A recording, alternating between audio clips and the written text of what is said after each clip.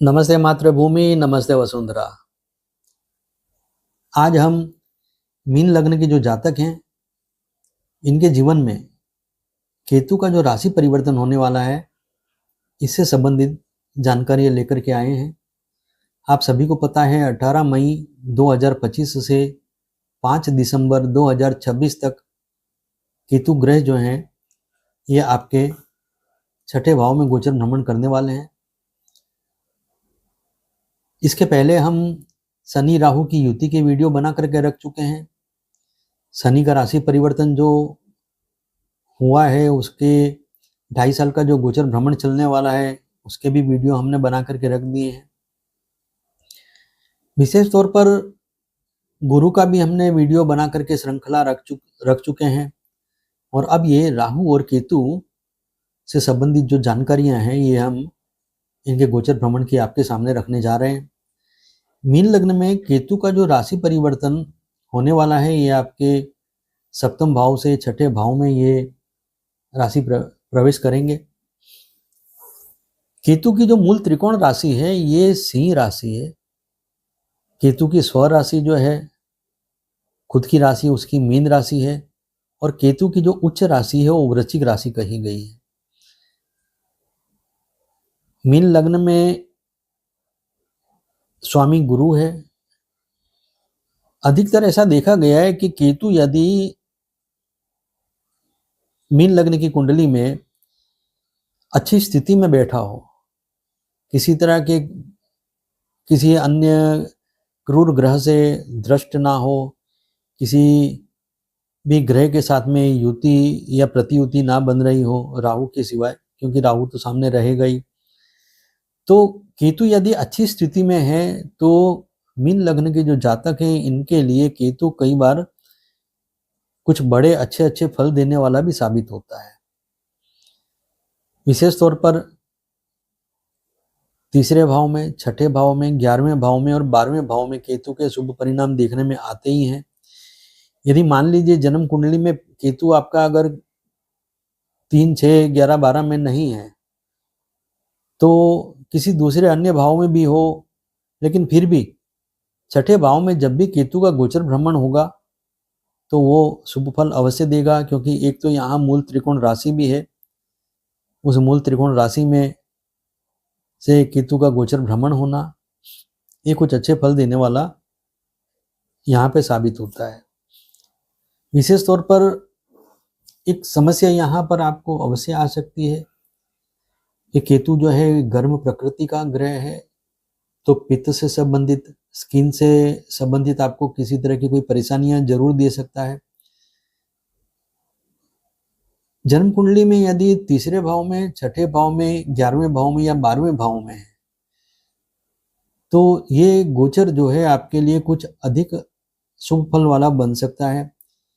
यहाँ पर केतु आपको शत्रुहंता बनाएगा, धन की प्राप्ति कराएगा, यश की प्राप्ति कराएगा, कीर्ति में वृद्धि करेगा।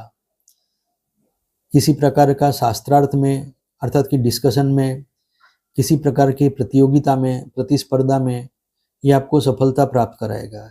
कोर्ट कचहरी में या घरेलू कोई विवाद चल रहा है, कोई पारिवारिक विवाद भी है, उसमें भी आपको ये सफलता दिलाएगा। मनोनुकूल, अर्थात कि मन के अनुकूल आपको कोई फैसला ये दिलवाएगा जिसे आप संतुष्ट होंगे, अर्थात कि कुछ समाधान इस तरह से होगा, या कोर्ट कचहरी में विजय आपको इस तरह से प्राप्त होगी कि आपको उससे संतुष्टि होगी कि चलो ये इसी की आशा थी और यही मुझे मिला। तो ये जो है कुछ इस तरह की बातें आपको देखने में आएंगी। विशेष तौर पर नए संपर्कों के माध्यम से आपको काफी अच्छी सफलता प्राप्त होने की संभावना अवश्य बनेगी। केतु का गोचर भ्रमण जो है, ये उत्तरा फाल्गुनी नक्षत्र में 18 मई 2025 से 19 जुलाई 2025 तक चलेगा। उत्तरा फाल्गुनी नक्षत्र जो है, ये सूर्य का नक्षत्र है।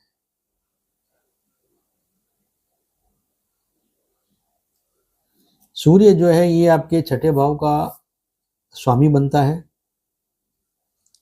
और सूर्य छठे भाव में थोड़ा सा कष्टकारक भी जरूर साबित होता है, लेकिन केतु जो है वो सिंह राशि में इस गोचर के दौरान आपको कुछ अच्छे लाभ देगा। जैसे कि ये सूर्य की राशि भी है, सूर्य का नक्षत्र भी है, यहाँ पर किसी बड़ी समस्या से मुक्ति मिलना, किसी बड़े शत्रु का परास्त होना, इस तरह का लाभ तो अवश्य मिलेगा। किंतु पैतृक संपत्ति से संबंधित किसी तरह का कोई विवाद यदि चल रहा है तो उसमें भी आपको कुछ राहत महसूस हो सकती है। पिता के स्वास्थ्य में उतार चढ़ाव देखने में आ सकता है। पैतृक संपत्ति में कुछ परेशानियां तो आपके सामने उभर कर आएंगी, लेकिन उससे भी ज्यादा पिता का जो स्वास्थ्य है वो आपके लिए परेशानी का कारण बन सकता है। यदि जन्म कुंडली में आपका केतु कुछ अच्छी परिस्थिति में है तो इस समय काल में आपकी हिम्मत, आपकी बहादुरी बड़ी चढ़ी रहेगी और उसका सदुपयोग भी आप कर पाएंगे। इस समय काल में यदि आपकी केतु की महादशा भी चल रही हो तो आप किसी बड़ी संपत्ति के खरीदने के विचार कर सकते हैं। कुछ इस समय काल में जो कुछ भी आप खरीदेंगे वो चीज आपके लिए भाग्यशाली साबित होगी, वो चीज जो है आपको कुछ अच्छा फल देगी। एक बात अवश्य बनेगी यहाँ पर कि षष्ठ भाव में सूर्य जो है उसका तो जैसे मैंने बताया कि अच्छे फल नहीं मिलते हैं, लेकिन केतु जो है यहाँ पर कई तरह के शुभ फल का दाता अवश्य बनता है। यहाँ पर केतु आपको कुछ आवश्यकता से अधिक एग्रेसिव बना सकता है। उसके कारण ये भी हो सकता है कि सामान्य सी बातों में आप किसी बहुत बड़ी मुसीबत में पड़ जाएं, अर्थात कि कोई सामान्य सी बात को आप बहुत बड़े लड़ाई का, झगड़े का कुछ ऐसा स्वरूप दे दें। इन बातों से आपको बचना होगा। आपका जो माता का जो पक्ष है, जिसे हम ननियाल पक्ष कहते हैं, उसमें कुछ सुखद घटनाएं भी होंगी और कुछ दुखद घटनाएं भी आपके सामने आएंगी। मंगल और केतु का जो संबंध बनने वाला है ये 7 जून 2025 से लेकर के 27 जुलाई 2025 तक मंगल और केतु की युति बनेगी। छठे भाव में मंगल को भी अच्छे फल देने वाला कहा गया है।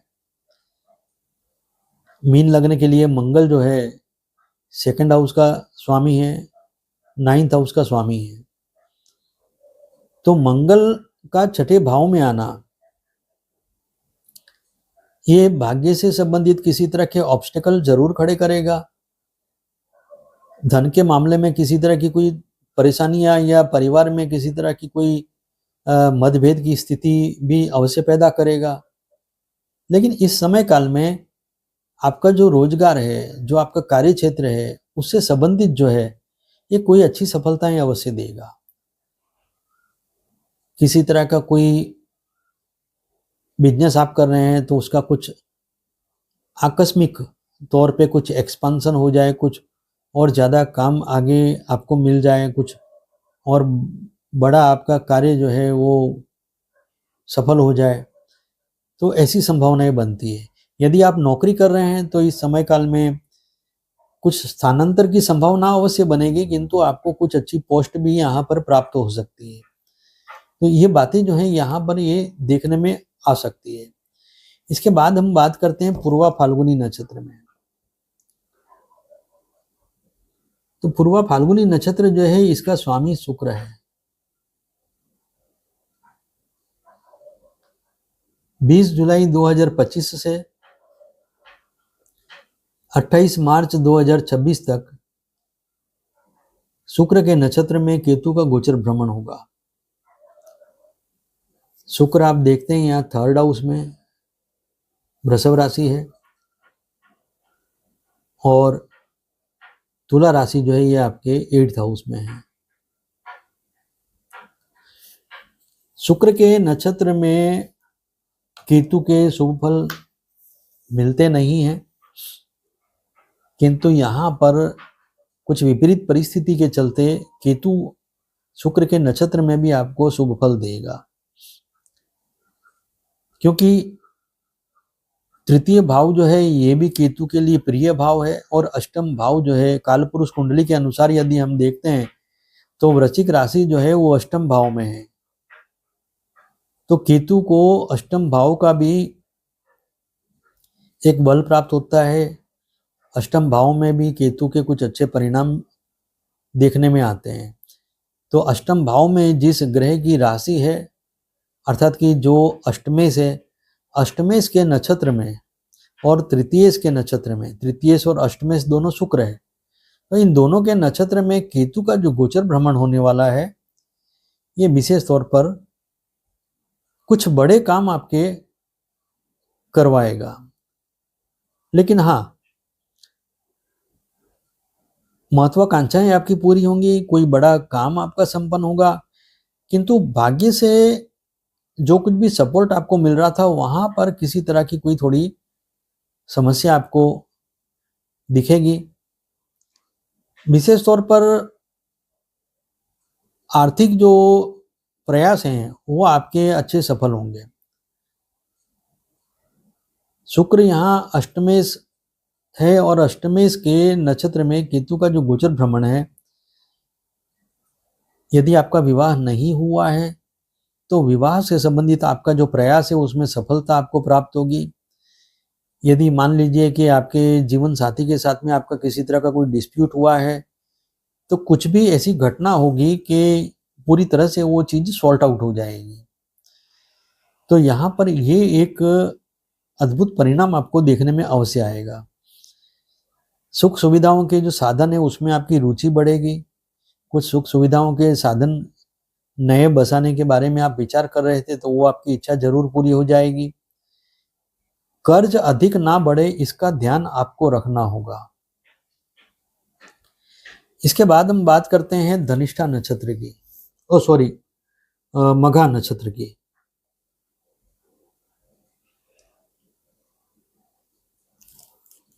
मघा नक्षत्र में केतु का जो गोचर है 29 मार्च 2026 से 5 दिसंबर 2026 तक चलने वाला है। मघा नक्षत्र में केतु का गोचर ये आपके लिए कुछ दुविधा वाला बनेगा। दुविधा वाला इसलिए बनेगा कि कुछ काम आपके अच्छे बनेंगे, लेकिन कुछ काम जो है वो आपके इस तरह से रुकेंगे कि जो अच्छे काम बन रहे हैं उनका भी आपको आनंद नहीं मिलेगा। विशेष तौर पर आर्थिक रूप से, भाग्य से संबंधित पिछले समय में जो कुछ अनुकूलताएं आपने देखी है, तो यहाँ पर थोड़ा सा आपको कुछ ब्रेक लगता हुआ सा दिखेगा। 18 सितंबर 2026 से 5 दिसंबर 2026 तक का जो समय काल है, इस समय काल में मंगल की दृष्टि राहु पर पड़ने से केतु का बल अधिक बढ़ेगा, क्योंकि राहु का बल कम होता है तो केतु का बल बढ़ता है। तो इस समय काल में आपको कुछ अच्छे काम हो जाने का एक सुकून जरूर मिलेगा, कुछ बड़े काम संपन्न होने की खुशी भी मिलेगी, लेकिन जो आपको जरूरी लगते थे, जो वर्तमान समय के लिए आपके लिए जरूरी थे, ऐसे कुछ काम जो है जिसमें आपको किसी तरह की कोई अड़चन भी नजर नहीं आ रही थी, किसी तरह की कोई दिक्कत भी आपको उसमें दिखाई नहीं दे रही थी, और अचानक से उसके अंदर कई सारे ऑब्स्टिकल सामने निकल करके आपके सामने खड़े हो जाएंगे। जबकि काम भी कोई बहुत बड़ा नहीं है, कोई छोटा सा ही काम है आपका, लेकिन उसके अंदर भी बहुत ज्यादा समस्या जो है वो गहरा जाएगी। आपको खुद को आश्चर्य होगा कि जो बड़े बड़े काम थे वो तो हंसते खेलते हो गए, और ये छोटा सा काम जो है इसमें इतनी परेशानी क्यों। और जबकि उसकी जल्दबाजी भी आपको होगी कि ये काम जरा जल्दी होना जरूरी है। तो कहीं ना कहीं समय मर्यादा में रह करके उस काम का संपन्न होने का जो आप इंतजार कर रहे हैं, तो उसमें आपको कुछ तनाव बढ़ना, परेशानी बढ़ना, ये सब चीजें आपके सामने आ सकती है। इस समय काल में कुछ बड़े शत्रु जो हैं, जो कल तक छुपे हुए थे, वो आपके सामने प्रकट होंगे। आपको स्पष्ट नजर आने लगेगा कि अच्छा, ये लोग हैं जो मेरे साथ किसी तरह का कोई साजिश कर रहे थे। जो आपको पता नहीं था पहले, वो आपको इस समय काल में पता चलेगा। कोई रोग भी ऐसा उभर के आ सकता है कि जिसके बारे में आपको कोई अंदाजा नहीं था, अचानक वो रोग ने जोर मार दिया, वो पकड़ में आ जाएगा, उसका इलाज भी हो जाएगा, आप ठीक भी हो जाएंगे। विशेष तौर पर यहाँ जो कुछ भी समस्याएं आपके सामने आएंगी, वो समस्याएं जो हैं वो अपने अंत को भी साथ में लेकर के ही आई हैं। बस आपको सब्र करना है और धैर्य से काम लेना है। लग्न में शनि महाराज गोचर भ्रमण कर रहे हैं और केतु जो है वो आपके चतुर्थ भाव में गोचर भ्रमण कर रहा है। और सॉरी, गुरु ग्रह जो है आपके चतुर्थ भाव में, जो लग्ने से। यहाँ पर एक बात अवश्य बनेगी, गुरु और केतु जो है दोनों तृतीय एकादश के संबंध में होंगे। तो कई जो बड़े काम हैं उनके बनने में भी गुरु और केतु का एक सहयोग आपको दिखाई देगा, क्योंकि कोई बड़ा काम जब भी हम करते हैं तो उसमें कहीं ना कहीं हमें सूझबूझ का इस्तेमाल अधिक करना पड़ता है। तो सूझबूझ की जो व्यवस्था है वो आपके लिए गुरु और केतु दोनों मिलकर के करते रहेंगे, क्योंकि दो ग्रह जो हैं तृतीय एकादश संबंध में रहेंगे। केतु आपका देखिए छठे भाव में बैठा है, गुरु जो है यहाँ मिथुन राशि में गोचर भ्रमण कर रहा है, शनि आपका लग्न में है। तो शनि और केतु षडाष्टक योग में है और गुरु और केतु जो है तृतीय एकादश योग में है। शनि यहाँ पर इतना प्रभावशाली नहीं है जितना कि गुरु प्रभावशाली है। गुरु का सहयोग जो है 18 मई 2025 से लेकर के 18 अक्टूबर 2025 तक का रहने वाला है।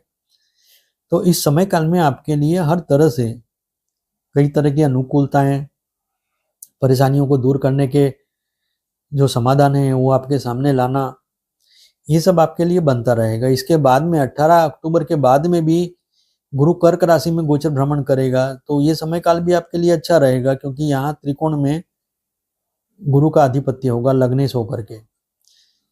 तो ये आपके लिए कुछ अच्छा समय काल साबित अवश्य होगा। इस समय काल में यदि आपको किसी तरह की कोई परेशानी सामने आती है